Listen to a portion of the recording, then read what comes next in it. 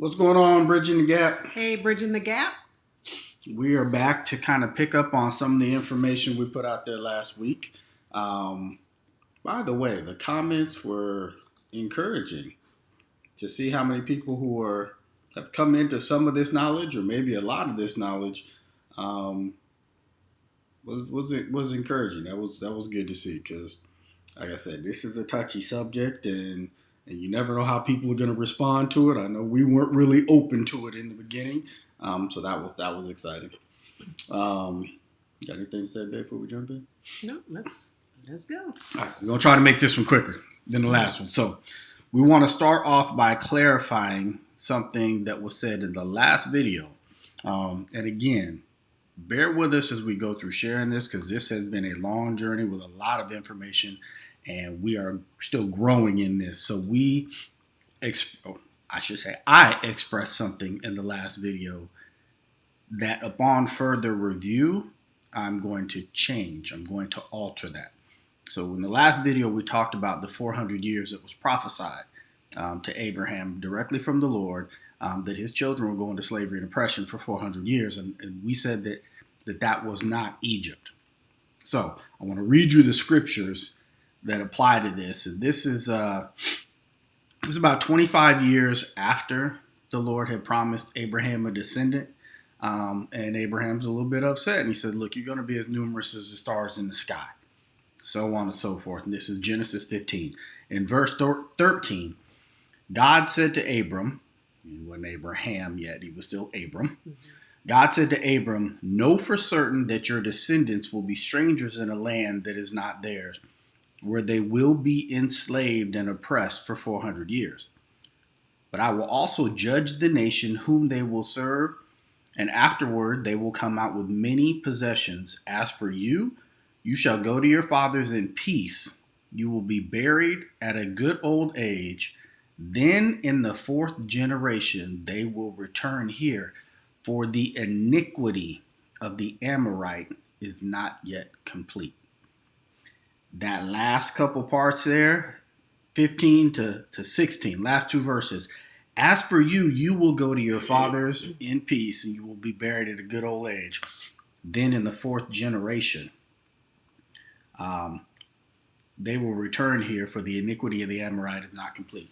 What I want to talk about is that fourth generation, because that was the piece that changed my mind.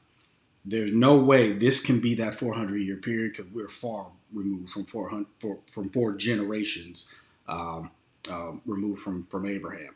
And it's talking about returning back to the promised land, Canaan, which he showed him. It says in the fourth generation they will return him. Then it goes on to say because the iniquity of the Amorite is not yet complete.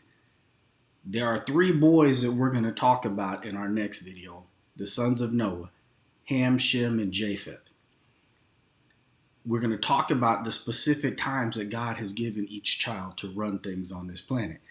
That piece right there, talking about the fourth generation, it is still the time of the Amorites, makes it clear that this prophecy to Abram at the time, was not referring to this guy. Doesn't change who we are. Does not change who the Israelites are. What it's saying is this was prior to going into the promised land, and what Moses told the Israelites in Deuteronomy 28 was actually that time. It was the end of this time of the Amorites, and now becoming the time of Shem and the descendants of Shem. And we're going to get into that in the next video. But I wanted to clarify that and correct that because, like I said, we're trying to come into understanding and truth, because to fix things and address things has got to be 100% biblically accurate and historically accurate. So, wanted to correct that. We told you we were going to talk about this 400 years. Got a different spin on it last week, but that's where we're at. That was the original 400 years that was prophesied. And as he told them in Deuteronomy, he's going to take them back to Egypt in ships. All that other stuff still only applies to people who went through chattel slavery. They didn't endure all that stuff in Egypt. those who are the descendants of slaves who endured chattel slavery, it's only our bloodline that has been through that globally. So it doesn't change anything in Deuteronomy. It's just saying this is taking us back. We went back to slavery. We came to America, spiritual Egypt, in ships, and endured all of that stuff that was in that list. What helped me get clear on it was the different time periods, because the 400 years is something that we hear a lot about. And also, like I mentioned to you, I think it was yesterday, how biblically, there are patterns as far as numbers and things like that. So us being afflicted in oppression for 400 years, like our ancestors were, it makes sense, even though that particular prophecy was to before now. That generation. Right. For a couple of reasons. It had to be. Yeah. One, if you go 4 generations from Abraham, that's just the first generation after Joseph. Isaac, Jacob, Joseph is 3 generations. Then that means they got 1 generation in slavery. Well, we know that didn't happen. Joseph was running Egypt. He's talking about 4 generations in bondage, which is going to be about 400 years. And then the end. And the reason it was going to be 400 years because he had to let Abraham pass away and some generations pass away because the time of the Amorites, their sin had not yet been complete. Mm-hmm. So all of that lines up with that time frame. They left Egypt, went in, and Moses is now giving the instruction from Deuteronomy as to what it's going to look like if you don't. Basically, I'm going to take you right back to where you just left. I'm going to put you in bondage. This time you're going in ships. You're going to be, in iron yokes around your neck. He describes specifics of what was coming if the disobedience was the way they chose to go. Right. And so it also proves that this particular Deuteronomy was not referring to that original Egypt bondage. Yeah. It couldn't have been. Because you can walk to Egypt. Right. Well, not only that, this was after the fact. This was after they had come out. Yeah, with that. Yeah, so, take you back to Egypt in ships. Right. Which references you already left Egypt. Right. So it's got to be something different. Yeah. Good point. Mm-hmm. All right. So we want to kind of focus in on and try to keep this one brief as to why it's important, who Egypt is. Who Israel is. Excuse me. Who Israel is. We're talking about Egypt too much. Who Israel is, mm-hmm. and to expose who they want us to, the links that they've gone to try to force us to believe something that the Bible says is not true. Revelations has not changed either. It says in the last days there's going to be fake Jews. People who are not the people of the book, pretending to be the people of the book. Why is that important? Not just for Israel. Israel needs to understand who they are so they can be in line with the covenant that God made with them as his chosen. What about the rest of the world? I mentioned my buddy to you guys last week and what he was going through. But beyond just that, those people who think they know who Israel, why is it important to you to know who Israel is? In Genesis 12, I'll just read the first 3 verses. Now the Lord said unto Abraham, get thee out of thy country and from thine kindred. Let me read this in the NASB so it'll translate easier to most of y'all. All right. So, now Lord said to Abram, go forth from your country and from your relatives and from your father's house to the land which I show you, and I will make you a great nation. This is where he first promised to make him a nation. In chapter 15, it was 25 years later, he still didn't have any kids. He says, and I will bless you and make your name great, and so you shall be a blessing, and I will bless those who bless you, and I will curse those who curse you. Pause on that. I'm going to read a little bit further. And it says, you and in you all the families of the earth will be blessed. So Abraham went forth as the Lord had spoken to him, and Lot went with him. He didn't tell him to take Lot. Thinking I might come back and touch on that later. He told him to leave all his family. He didn't tell him to take Lot, but he took Lot. This was the promise to Abraham. Leave your family. I'm going to show you a land. I ain't showing you yet, but I'm going to show you a land. And I am going to make your name great, and I'm going to bless those who bless you, and I'm going to curse those who curse you. How do you know who you're blessing? How do you know who you're cursing if you don't know who Israel is? Now, I want to cover, like I said, perceptions.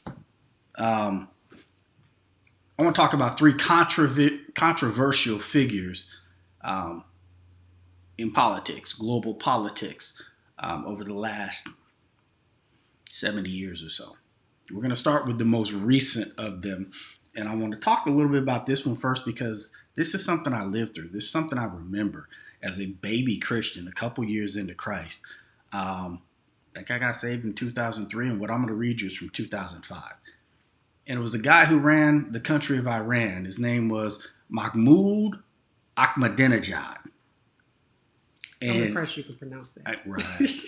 Ahmadinejad I can remember, but Mahmoud I struggle with.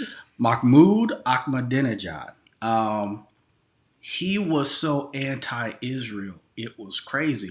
I actually came up with my own name from calling President I'm a nut job because he was openly talking about wiping Israel off the map. And the location of Israel, the people there at that location, the place where everybody knows is Israel. He was talking about blowing it. That's when they first started pushing their nuclear program, and his mission was, and he was telling the whole world at the UN Assembly, he was talking about wiping Israel off the map. It was insane. I was like, this dude's a nut. Who does that? You don't curse God, people like that. That's the mindset I had, right? So Wikipedia in 2005, President Ahmadinejad called for there to be a move of Israel, to move them out of the land that they were in. It says in an interview on Iran's Arabic channel Al Alam on December 8, 2005, Ahmadinejad said that if Germany and Austria feel responsible for the massacre of Jews during World War II, they should host a state of Israel on their own soil. Speaking at a news conference on the summit sidelines, Ahmadinejad said, most Jews in Israel have no roots in Palestine, but they are holding the destiny of Palestine in their hands and allow themselves to kill the Palestinian people. Then he goes on to talk about the Holocaust and this, that, and the other, and we're not pushing anybody towards believing or disbelieving the Holocaust. Personally, I think it probably took place. But he went on to say, any historian or commentator who questions that is condemned or jailed or whatever. He says, if the Europeans are honest, they should give some of their own providences in Europe, like Germany and Austria and other countries, to the Zionists. And the Zionists can establish their state in Europe. You offer part of Europe and we'll support it. So it wasn't that he was against the Jewish people. He was saying, this is not, you're not from here. You don't have any roots here. And he often, I can't recall him referring to the people in the land of Israel as Israel unless he called them an illegitimate Israeli regime. He called them the Zionists is what he referred to. And he said they had no business there. What was he talking about? In my Christian walk, and this is where that I'll bless those who bless you and I'll curse those who curse you. This is where this becomes critical. You got to know what God you're dealing with and what his priorities are.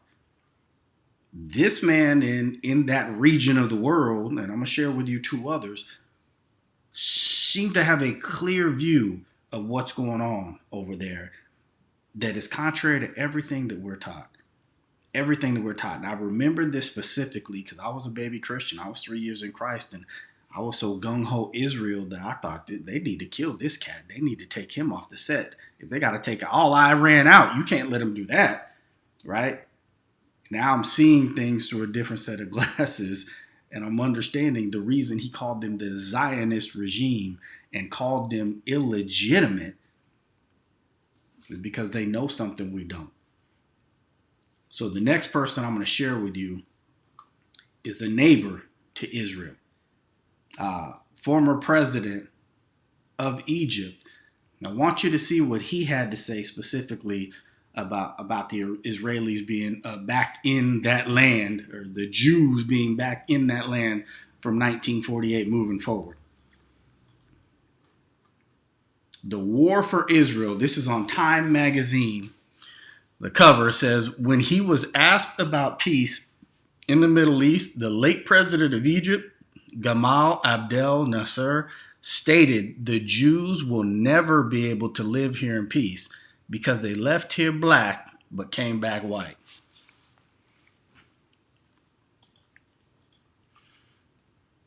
They left here black but came back white. That's the reason you're never going to have peace in this land. Have they had much peace? How much peace have they had? So these are two controversial political figures in the region. We're talking about Iran and Egypt. They know that area. You got to think about why they're controversial. Well, that's what I'm saying. Yeah. That's why I'm putting the air quotes around controversial. Yeah. I know why Ahmadinejad was controversial because he said he wanted to wipe them off the map, and he called them illegitimate. But if you read what he said if y'all want to give them land, we're not opposed to that. Right. Give them some of your land. Don't give them something that doesn't belong to you. Because they're Europeans. Give them some of your land. And when we get to the Balfour Declaration, you're going to understand what I'm talking about. Europeans gave Europeans land in North Africa so that they can pretend to be, well let's just call it what Revelations 2 and 3, both verse 9, call it fake Jews. These fake Jews are in the synagogue in Jerusalem pretending to be the real deal. Now, that is two controversial figures from that region of the world. I want to take a third controversial figure who's from Europe and who we've all been told things that it just appears may not be completely accurate, and that is Adolf Hitler. And we know what took place in the Holocaust, and when we start talking about the Balfour Declaration, you may get a better understanding of why Hitler did what he did concerning I believe the Holocaust is real. I believe Hitler did what he did, and I believe he had a specific agenda, and we're going to start to touch on some of that today. But the Balfour Declaration, when we get there, will give you a better understanding of why he was so upset with them. It wasn't anti-Semitic. Matter of fact, can't be that because they're not Semitic. Anyway, but there's a book that we have not been able to find for ourselves. Cheryl did find a YouTube video today with a guy who's actually has a copy of the book and is holding it so you can see that the book is real. It does exist. He shares some stuff in that video that we want to share with you, and then we want to share 3 pages with you out of the book. So this is what is shared on the video that Cheryl's going to give you guys a link to. You want to read that? Yeah, and this was a book written by, it was, I can't remember the guy's name, and we'll tell you that later, but it was also, was it with Lifetime or Life Books or something? Yeah, Time Books. Time Books, where they did like documentary type yes. Publications. And so in this one, Goebbels. And the name of the book is The Nazi World War II by the author Edwin Hertzstein. Yes. So it says Goebbels and Hitler personally appraised a new German movie. So this picture you see is them watching like a movie preview. It says when the Fuhrer complained that the films espousing the Nazi line were too scarce, Goebbels rushed a pair of anti-Semitic pictures into production. So basically the person who's writing this book in this part is saying that what they did was anti-Semitic. So why is it anti-Semitic? It's this next part. It says in one segment of a Nazi instructional film, the genetic heritage of the Jew is purportedly traced to Oriental, Negro, Near Asian, and Hamitic peoples. Hence, the film concludes, the Jew is a bastard. Below, the villainous title character of Jude Suss, a violent anti-Semitic melodrama, spins schemes with his crony Rabbi Lowe. So basically, this is a review of a movie, and the person didn't like it and called it anti-Semitic. But the reason it was anti-Semitic is because it gave the true genetic heritage of the Jews and said there was Oriental, Negro, Near Asian. He called it Hamitic. We'll explain the Hamite piece and why that's not accurate. But these are people of color. Yeah. And Black the pictures folks. on this, you can see like to the right of this graphic, the next page there in the video, he shows the pictures of what the people, some of the people look like. Yeah, we post a link to the video. You'll see the facial depictions of the people that they're referring to as the original Jews, the genetic heritage of the Jews. Right. And notice they've got Negro and they've got Hamitic people. Two different, separated. They go Oriental, Negro, Near Asian, and Hamitic people. For those who want to say that Ham and the Negro people are the same thing, no, they are not. And this is going to be our next video discussing the three sons of Noah, Ham, Shem, and Japheth. There are three children. They are not the same. None of them are the same, but they all are mentioned in the Bible and they all have their time and place in the Bible. Now that we've shown you the cover, that little excerpt from the book, and then watching this documentary film, I want to take you to three specific pages because this is all we have of the book. Yeah. So this book, this particular book, I'm not sure what the title of this one is, but this one is referring to the book we just showed. Edwin Hurton. So I'm going to read this with you guys, and I want you to hear Hitler's perspective. He says, in an interview, Hitler said, even in his death, he will start World War III. One of the soldiers asked how. Hitler replied, the day mankind finds out what I was trying to defend, this nation, Germany, from then, that's the day World War III will start. For on that day, mankind will learn that I was trying to save my nation from the Freemasons, the Illuminati, and the Jews. For if the Americans win the war, they will conquer the world and forever be a slave to the Jews, and they will try to conquer God. Do you know who America has in its possessions? No, the soldier replied.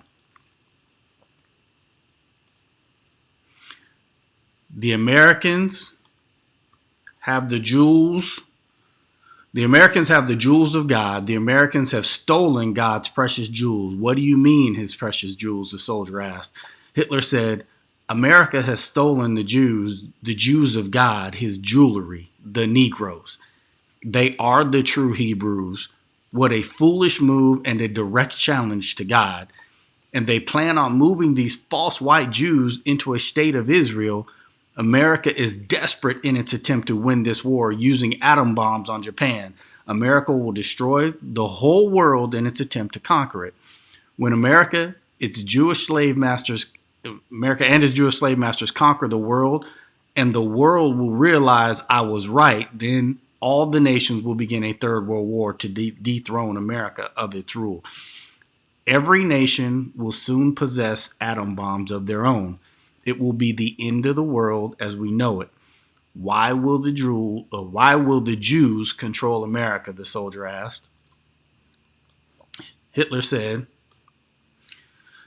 because the white Jews knows that the Negroes are the real children of Israel. And to keep America's secret, the Jews will blackmail America. They will extort America. Their plan for world domination won't work if the Negroes know who they are. The white citizens of America will be terrified to know that all this time they've been mistreating and discriminating and lynching the children of God, or children of Israel. They will fear that God will destroy them as he destroyed Egypt for doing the same thing. So the elite, the Illuminati, keeps this a secret at all costs. After I die, I will one day cause World War III just by this message, which will be like planting a seed in a people's mind until it sprouts. Once they nurture that seed and seek more truth and learn Hitler was right. I did the world a favor by killing the false Jews before they designated a false state of Israel, but I fear I have failed. The world will fall into the hands of Satan. I saved that one for last because, one, we don't have possession of that book. up until today, we didn't see anybody who physically held Volume 1 or Volume 2 in their hands. But given that that brother had Volume 1 and shared some stuff in the video we're going to share with you that we were able to read to you, we know Hitler's mindset. We saw it. We see the book now. We saw the guy documenting what was in that book, which kind of could it be that they just depict Hitler as a madman simply because he was outing the lies? Could it possibly be? If I just gave you that information about Hitler, y'all would look at me upside my head like I'm crazy. But when you tie that into the people in the region, Egypt right next door, you left here black, you came back white. The Zionist, illegitimate Zionist regime, I will wipe you off the map. But if you want to put something up in Europe, we got you. We're not mad at that. That's Ahmadinejad. When you look at all of that together, you got to start asking your question. You got to start asking yourself this question: who's really over there? And then it really matters when you look at what God told Abram. He said, "I will bless those who bless you, and I will curse those who curse you." What is the fate of America? If what all of these people are saying is true, and those are not the people, and the Bible says they're fake Jews in the last days, and if what Hitler specifically is saying about the people in America, they've stolen God's jewels. Yeah. I think all this information for me is helping me to, not helping, but causing me to rethink everything I've been taught through school, American history, the messages that America gives out about different people, Hitler and other leaders or so-called leaders across the world, and the American version of what we should think of them. Even Africa. Even Africa. What we thought about Africa, Yeah. what we thought Africans thought about us, Mm-hmm. what we experienced when we were there was diametrically opposed to what we learned growing up here. Mm-hmm. So it's not a shock to me that they could cover up lies on this level. You know, I mean, like I said, I deal in a financial world, and I know the lies they tell in there. And we may share some stuff that we just recently came across and how they're controlling. Let me just leave that alone because I can go off on a tangent real quick. The lies that they tell us, and I'm not saying everything is a lie, but I'm saying we have to open our eyes and figure out what is truth and what is not. All right, what's next on the list? Luke. Oh, something else I want to talk about why this matters and blessing those who are there and cursing those who curse Israel. I want to take you guys to something that happened just yesterday. Yesterday, you had Donald Trump Your president. Because he ain't ours. On the news with Bibi Netanyahu acknowledging, is that First Thessalonians or second? First, I think. Acknowledging that Sudan has become the third country in the region. And Sudan is a Muslim country that is in Africa. So third Muslim country in the region. I think the others were Jordan and United Arab Emirates, to normalize relationships with Israel all in the past couple of weeks. So when I was thinking about this, I was thinking about, what God told Abram, that he's going to make him this mighty nation and that he's going to bless those who bless him and curse those who curse him. If we don't know who Israel are, and if those people over there are not the right people, I want you to look at what Donald Trump has done in terms of the United States and how God is viewing what's taking place in this country, according to what Hitler said about us being his jewels, and a direct challenge to God and what you're doing. Trump has moved our U.S. embassy to Jerusalem in favor of these people. He's now got something that really nobody else has been able to pull off, and that is other countries in the region normalizing relationships with Israel. And so think about, if you come from a Christian background, you're excited. That's like, huge. Huge. Yeah. Okay, but let's look at what the Bible has to say. In 1 Thessalonians 5, it starts out, says, the day of the Lord. We all know the day of the Lord. The day of the Lord is the day the Lord comes back. to set stuff right. Here's what it says. Now, as to the times and the epochs, brethren, you have no need of anything to be written to you. For you yourselves know full well that the day of the Lord will come just like a thief in the night. Bless you. While they are saying peace and safety, then destruction will come upon them suddenly, like labor pains upon a woman with child, and they will not escape. But you, brethren, are not in darkness, that that day would overtake you like a thief. For you are the sons of light and the sons of day. We are not of the night nor the darkness. So then let us let us not sleep as others do, but let us be alert and sober. For those who sleep do their sleeping at night, and those who get drunk at night.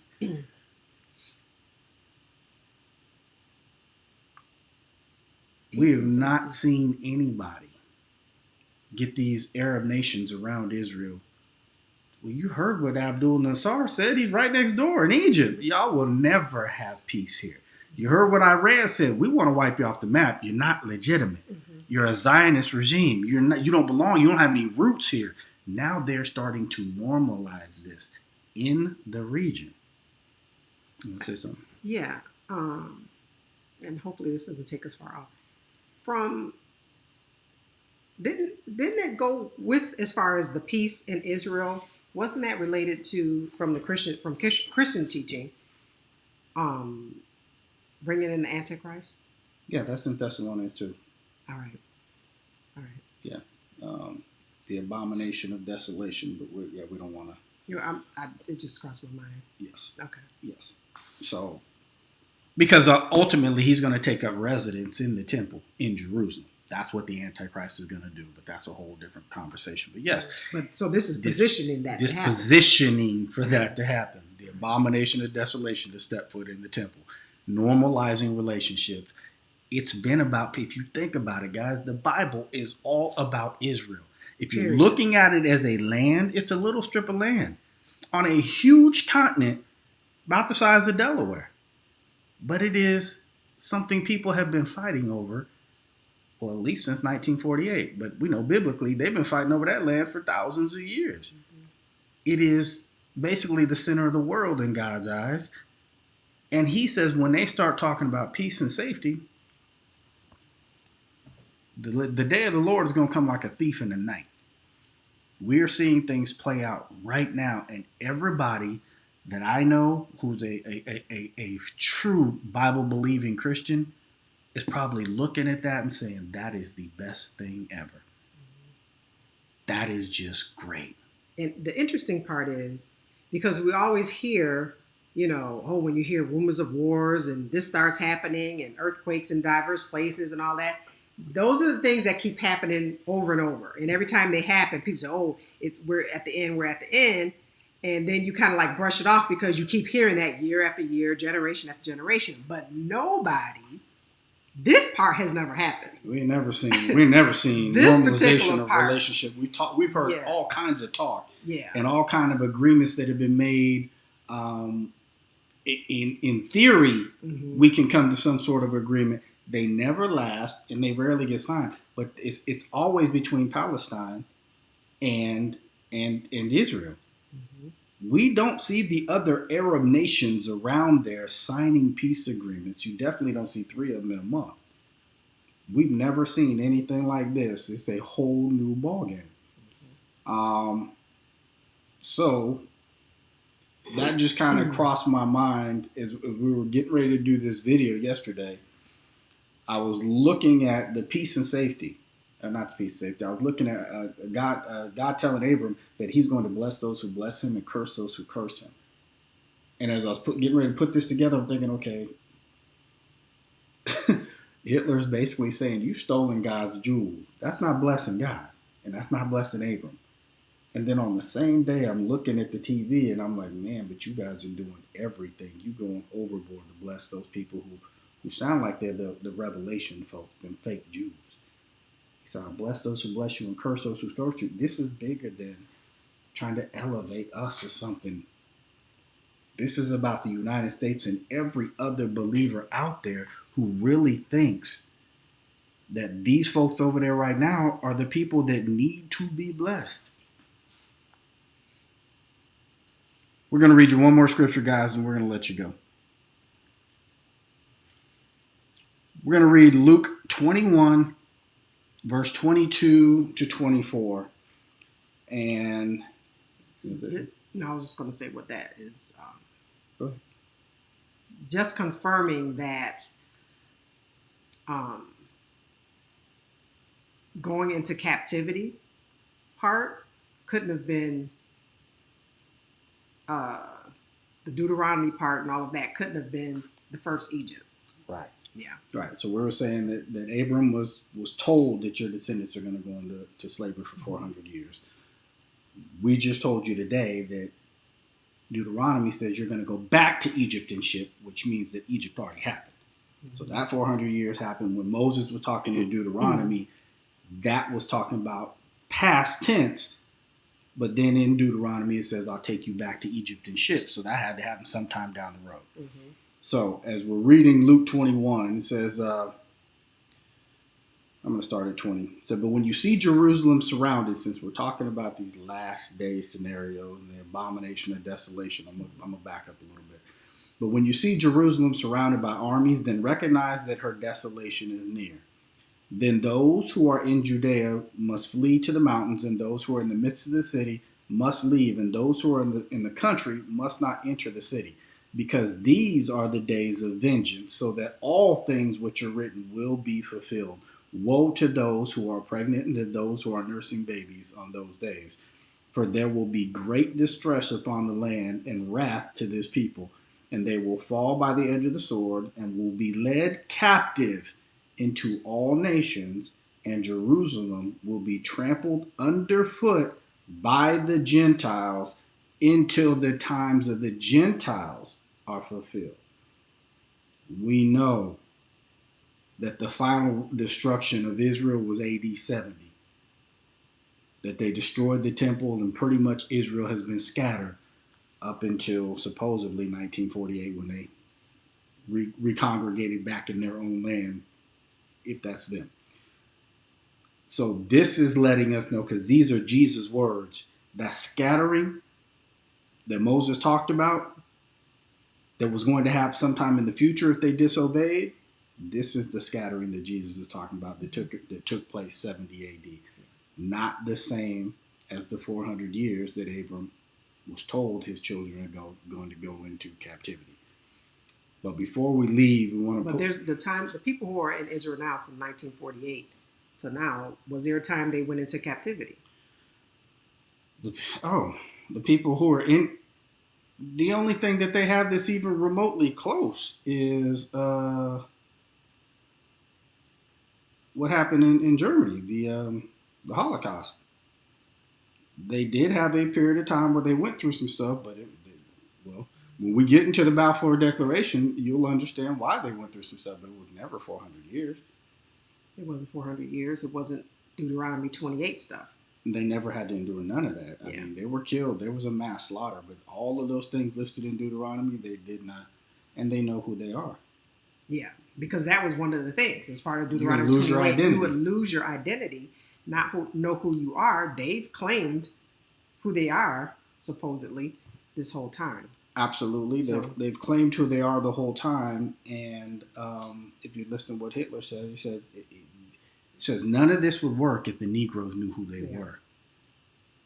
We don't know. These people have never lost a link to their history and who they are. Who they say they are. Or who they say they are. Or who they claim to be. They've never lost that. They've never endured the things that were talked about in Deuteronomy. And the Bible tells us there's going to be fake Jews. You put all that together, it seems to add up. But we're going to wrap up with this. In Genesis 15, when he told Abraham that he was going to make him this great nation and that he was going to die, his children are going to go into slavery for 400 years. It says, then in the fourth generation, they will return here, for the iniquity of the Amorite is not yet complete.